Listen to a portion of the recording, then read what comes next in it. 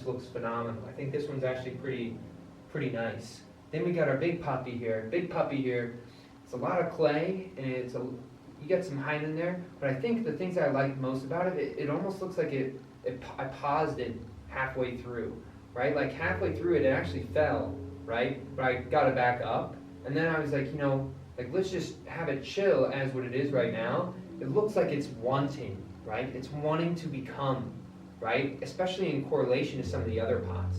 And then we got the one opening up to the top. Like look, it's opening up right to the top, into the sky, into this ether above us, And I think that those pots really look kind of nice. There's a good contrast between the middle kind of being my thickness here, like it's a me thickness, Pottery Demon thickness, and then it opens up pretty wide on the top. I like that contrast there as well. Anyway, thank you so much for watching.